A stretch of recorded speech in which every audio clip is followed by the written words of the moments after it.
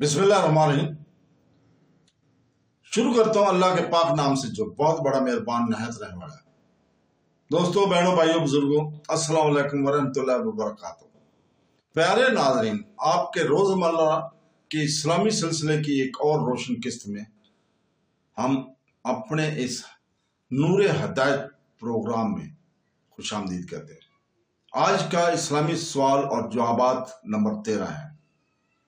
ये वो प्रोग्राम है जहां हम मुस्तनद कुरानी आयात और हदीस के जरिए इस्लाम के बारे में इल्म और वजाहत हासिल करते हैं। आज का अहम सवाल यह है कि किस नबी ने लोगों को लिबास पहनना सिखाया था। लिबास पहनने का फन इंसानी तहजीब के इब्तदाई निशानियों में से एक है जो शाइस्तगी, इज्जत और वकार की अक्कासी करता है। आगाज तख्लीक से अल्लाह ताला ने इंसानियत को अपने आप को ढांपने और शाइस्तगी बरकरार रखने का तरीका सिखाया। सबसे पहले जिस नबी ने लोगों को लिबास पहनना सिखाया वो बनी नौ इंसान के बाप हजरत आदम अलैहिस्सलाम थे। इनकी कहानी के जरिए ये इंसानियत के लिबास का मकसद न सिर्फ जिस्मानी तहफ़्फ़ुज़ बल्कि सदाकत और इखलाकी पाकीज़गी की अलामत के तौर पर सीखा।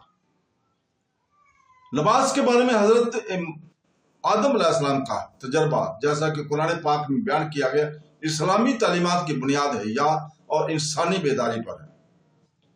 जब अल्लाह ताला ने हजरत आदम अलैहिस्सलाम और इनके अहलिया हजरत अम्मा हवा को पैदा किया तो इन्हें जन्नत के बाबरकत बागात में रखा गया जहां वो अमन और पाकीज़गी के साथ रहते थे। इस वक्त वो इलाही रोशनी के लिबास में मलबूस थे जो इनके जिस्म को ढांपे थे।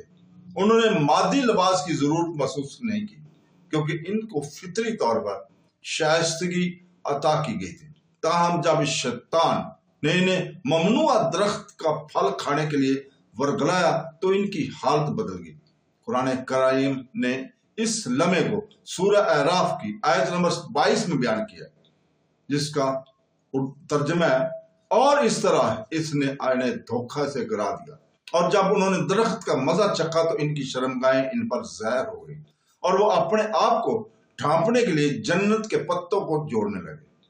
इस आयत से मालूम होता है कि हजरत आदम अलैहिस्सलाम और अम्मा हवा जो पहले इंसान थे जिन्होंने नाफरमानी के नतीजे से पर्दा उठाने के बाद लिबास और हया की जरूरत महसूस की, शर्म और हसास से उन्होंने फौरन अपने आप को पत्तों से ढांप लिया।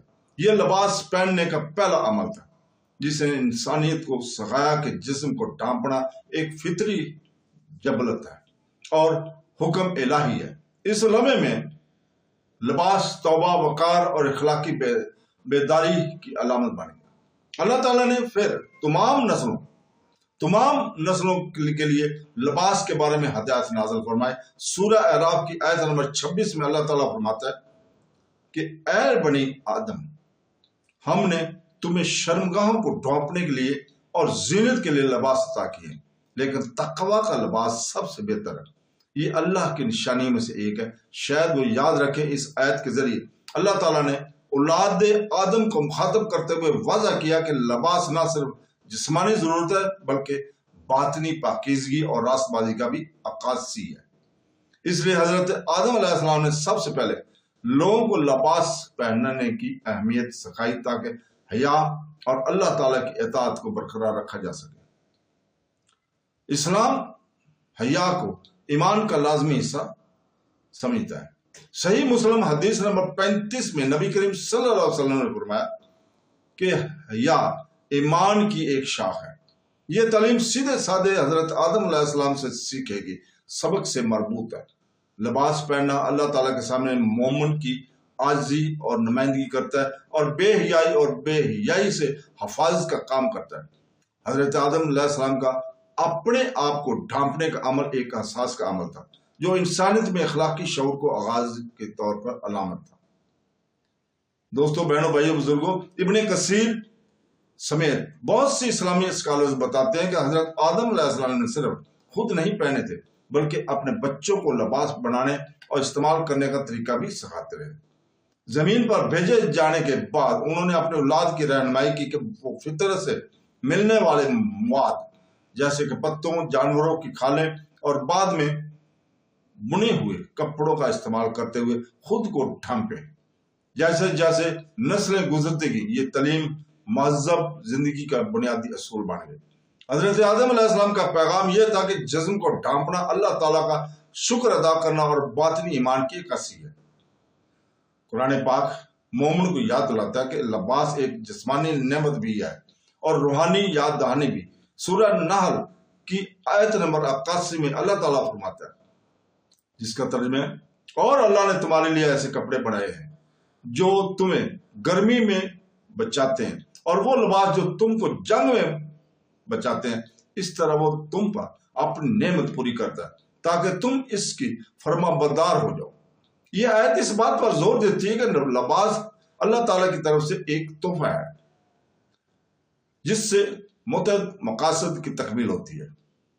حفاظت، زینت اور وقار کا تحفظ حضرت آدم علیہ السلام سے سب سے پہلے تھے جنہوں نے اس الہی حکمت کا تجربہ کیا اور اسے اپنی اولاد میں منتقل کیا۔ حضرت آدم علیہ السلام کی کہانی ہمیں ایک طاقتور سبق سکھاتی ہے۔ گناہ اور نظریات نافرمانی شرمندگی کی نمائش کا باعث بنتی ہے، جبکہ توبہ اور نیکی عزت کا پردہ لاتی ہے۔ اپنی غلطی کا احساس کرنے کے بعد خود پر پردہ ڈالنے کے لیے اس کا فوری رد عمل شائستگی کی طرف انسانی رجحان کی عکاسی کرتا ہے، جو ہماری تخلیق کا ایک فطری حصہ ہے۔ یہی وجہ کہ نبی کریم صلی اللہ علیہ وسلم نے صحیح بخاری حدیث نمبر 6118 میں فرمایا ہے، ہر مذہب کی ایک الگ خصوصیت ہے اور اسلام کی خصوصیت حیا ہے۔ تو دوستو، بہنوں بھائیوں، آخر پہ ہم بیان کرتے ہیں کہ لوگوں کو لباس پہننے کی تعلیم دینے والے پہلے نبی حضرت آدم علیہ السلام تھے۔ جنت میں اپنے تجربے اور زمین پر اپنی توبہ کے ذریعے انہوں نے تواضع کا اصول اور اپنے آپ کو ڈھانپنے کی اہمیت کو قائم کیا۔ لباس نے صرف ایک ضرورت بن گیا بلکہ راست بازی، عاجزی اور اللہ تعالیٰ کے سامنے سر تسلیم خم کرنے کی علامت بھی بن گیا۔ قرآنی آیات اور نبوی روایت، حضور پاک صلی اللہ علیہ وسلم کی روایت میں یاد دہانی ہے کہ بہترین لباس سب سے خوبصورت یا مہنگا نہیں ہے بلکہ تقوی کا لباس ہے جو جسم اور روح دونوں کو ڈھانپتا ہے۔ حضرت آدم علیہ السلام کی کہانی پوری انسانیت کو سکھاتی ہے کہ حقیقی عزت تواضع اور اللہ تعالیٰ کے احکامات کی اطاعت میں ہے۔ تو دوستو، بہنوں بھائیوں بزرگوں، ہماری دعا ہے کہ اللہ تعالیٰ ہمیں آج جو ہم نے بیان کیا ہے اس کو سمجھنے اور اس کے اوپر عمل کرنے کی توفیق عطا فرمائے۔ اے اللہ تعالیٰ ہمارے علم، ایمان اور فہم میں اضافہ کر۔ اے اللہ تعالیٰ ہمارے دلوں کو اپنے نور سے بھر دے اور ہمارے اعمال کو اپنی رضا کا ذریعہ بڑھا دے۔ تو دوستو، کل ملتے ہیں انشاءاللہ تعالیٰ ایک اور متاثر کن سوال اور جواب کے ساتھ اپنے اسی پروگرام نور ہدایت۔ تب تک اللہ تعالیٰ کو یاد کرتے رہو، کیونکہ اللہ تعالیٰ کی ذکر سے ہی دلوں کو سکون ملتا ہے۔ اللہ حافظ۔